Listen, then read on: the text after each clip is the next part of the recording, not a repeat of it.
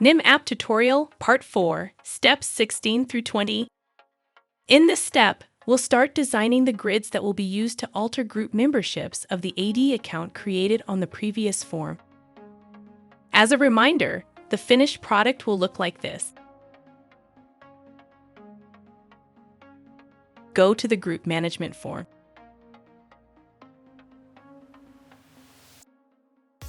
Drag and drop a grid item onto the form. Select the grid item. Notice that the Table tab is enabled, but we aren't quite ready for it yet. First, we'll go to the Props tab and set the grid's properties as follows.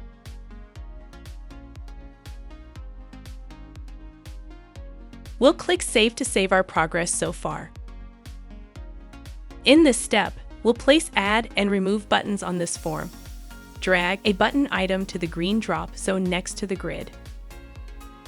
Press and hold the Control key as you drop it. This inserts the button inside a nested bootstrap grid. This is necessary to vertically stack both of our buttons beside our Remove Memberships grid item. Set the button's properties as follows. Drag and drop another button below the Add button, and set its properties as follows. We'll click Save to save our progress so far. In this step, we'll add and configure the second grid item, as well as some buttons. Drag and drop another grid to the right of the buttons, and set its properties as follows. Now, set the D&D grid property of the left grid to add memberships, the ID of the right grid, and the D&D grid property of the right grid to remove memberships, the ID of the left grid. Add a new action to the Add button with the following properties.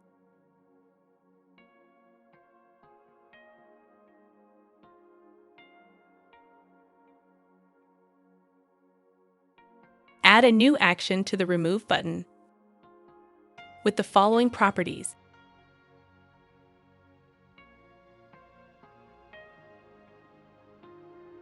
Since the buttons are displayed too high relative to the grids, let's place an empty column item above the Add button and set its properties as follows. Finally, drag and drop a button at the bottom of the form and set its properties as follows. We'll configure this button's action later. We'll click Save to save our progress so far. In this step, we'll create filters to populate our two grid items. Go to Processing, Filters. Add a new filter named App AD User Create List Groups.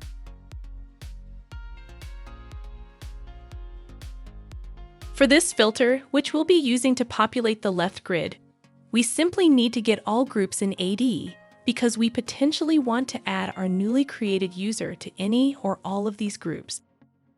We'll include the object GUID, distinguished name, and CN columns. Note, the filter configuration is considerably simplified due to the fact that we're working with a brand new user who we're confident will never have any existing group memberships. If the user might already have existing group memberships, the logic would be much more complex. Click Save.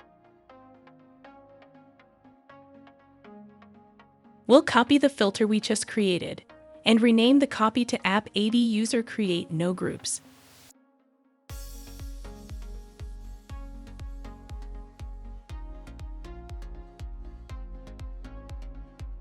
For this filter, which we'll be using to initially populate the right grid, groups that the user should be added to, we need the same columns as the left grid to make our grids interoperable, but an empty data set. To accomplish this, we'll simply add an expression item that filters by a non-existent condition, such as object GUID equals 1. click Save. In this step, we'll connect the filters we just created to our two grids. Select the left grid and go to the Table tab. Bind the App AD User Create List Groups filter to it. Hide all the attributes except CN by unchecking their checkboxes. Increase the column width of CN to 350.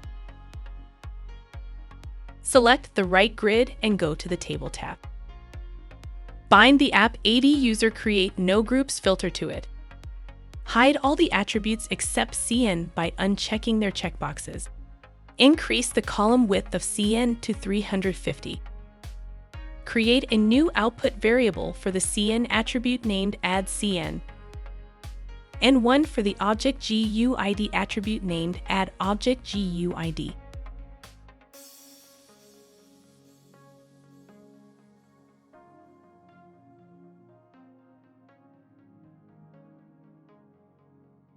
We'll click Save to save our progress so far. Join us in the next video for Part 5.